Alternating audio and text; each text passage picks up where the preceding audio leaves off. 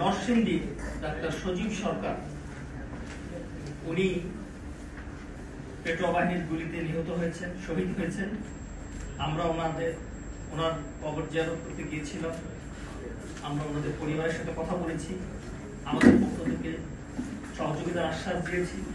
আমরা কিছু আর্থিক সহায়তা দিয়ে এসেছি, যদিও পরিবারের আমাদের কাছ থেকে আর্থিক সহযোগিতা দিতে চাইনি, কিন্তু আমরা আমাদের দায়িত্ববোধের কারণে কিছুটা আমরা সহযোগিতা করার চেষ্টা করেছি। আমাদের পরোক্ষ প্রত্যক্ষ পরিচালনায় এদেশের অসংখ্য চিকিৎসা কাঠামো তৈরি হয়েছে। আমরা সেখানে নিরবচ্ছিন্নভাবে আমাদের কাজ চালিয়ে যাচ্ছি। সারা দেশের চিকিৎসকদের আপনারা যে কোশ্চেনটা তুলেছেন, ঠিক মতো সময় দেয় না, রোগীদের তুষ্টির বিষয়টা খেয়াল করা হয় না, খুবই হারি। আমরা আপনাদের অভিযোগ স্বীকার করছি। এখান থেকে উত্তরণের জন্য আমরা মেডিকেল এথিক্সের উপরে জোর দাবি, জোর প্রচেষ্টা চালাচ্ছি। বাংলাদেশ মেডিকেল ডেন্টাল কাউন্সিলের নির্দেশনা আছে, সেটাকে সামনে রেখে আমরা গত 2 বছর সিরিজ অফ ওয়ার্কশপ করেছি, আমাদের ইন্টারনাল ওয়ার্কশপ। সেটা করে আমরা মেডিকেল এথিক্সে একটা গ্লিমস তৈরি করেছি, যেটা এই মুহূর্তে আমাদের দেশের চিকিৎসকদের সবচেয়ে জরুরিভাবে বাস্তবায়ন করা দরকার। সেটা আমরা আমাদের চিকিৎসকদের মাঝে ইতিমধ্যেই বিলি করেছি। আমরা এখন একটা মুক্ত আবহাওয়া পেয়েছি। আমরা ইনশাআল্লাহ এই দেশের চিকিৎসকদের কাছে তাদের মোটিভেশনের জন্য, জনগণের যেটা দাবি সেটা বোঝানোর জন্য, তাদের সেখানে তৈরি হওয়ার জন্য আমরা চেষ্টা চালিয়ে যাচ্ছি এবং যাবো। ইনস্ট্রুমেন্ট লাগে, নিউরোসার্জারির অপারেশন, আমার অপারেশন, ভাস্কুলার অপারেশনের যে ইনস্ট্রুমেন্ট লাগে সেগুলো আমরা সরবরাহ করেছি একেবারে বিনামূল্যে, জীবনের রিস্ক দিয়ে। আমরা তাদের সকলের খাবারের ব্যবস্থা করেছি, তাদেরকে বাড়িতে পৌঁছানোর ব্যবস্থা করেছি, তাদেরকে অর্থনৈতিক সহযোগিতা দিয়েছি। 10,000 টাকা করে 184 জনকে আমরা একটা প্যাকেজ সার্ভিস দিয়েছি। এবং আপনারা জেনে খুশি হবেন, আমরা আপনাদেরও কৃতজ্ঞতা প্রকাশ করি, আপনারা আমাদেরকে সহযোগিতা করেছেন, বিভিন্ন ভাবে সহযোগিতা করেছেন, নামে বেনামে আপনারা আমাদের সাথে কানেক্টেড ছিলেন এবং আপনারা আমাদেরকে নানা রকম ইনফরমেশন দিয়ে আমাদেরকে সহযোগিতা করেছেন। এবং আমাদের উল্লেখযোগ্য একটা কাজ হলো, তখন খুব রক্তের দরকার ছিল। 18 তারিখে আমাদের পক্ষ থেকে আমাদের ব্লাড ব্যাংক ঢাকা মেডিকেল কলেজে ব্লাড সাপ্লাই করতে যখন গেল, ডিরেক্টর সাহেব স্বাভাবিক কারণেই উনি রাজি হচ্ছিলেন না। আমরা বারান্দায় ব্লাড ব্যাংকের আয়োজন করেছি।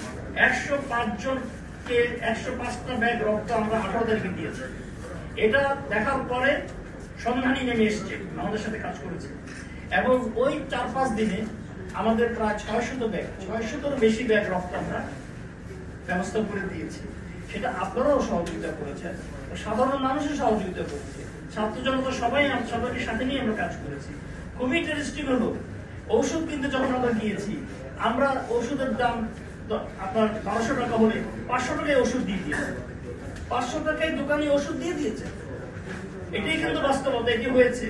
খেয়ে না খেয়ে আমাদের ডাক্তাররা এই কয়টা দিন প্রায় 3 সপ্তাহ, টানা 3 সপ্তাহ কাজ করেছে। আমার ডানে বামে যারা আছেন এনারা সকলেই ফিল্ড ফোর্সের মতো কাজ করেছেন। এনাদের আমরা সবাই প্রায় 60 মানুষ, কিন্তু খুবই ওয়ার এন্ড ফিল্ড, ট্রেনিংও হয়নি। তারা রাষ্ট্রের যে জায়গায় ভূমিকা রাখার কথা স্বাস্থ্য ব্যবস্থা, সেখানে তারা ভূমিকা রাখতে পারেনি।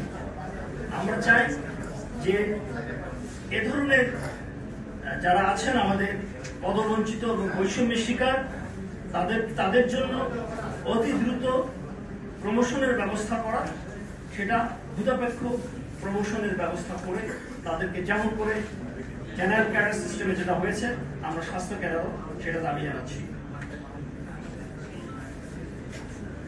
আমাদের এগুলো হলো বেসিক কথা।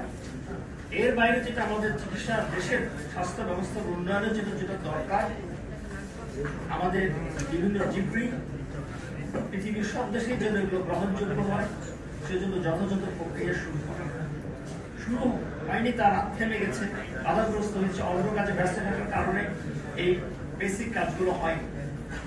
এখন আমাদের মেডিকেল অ্যাক্রিডিটেশন বোর্ড, সেটা কোনো কার্যকারিতা নেই, সেটার কোনো প্রোগ্রাম ওনারা চালাতে পারছেন না।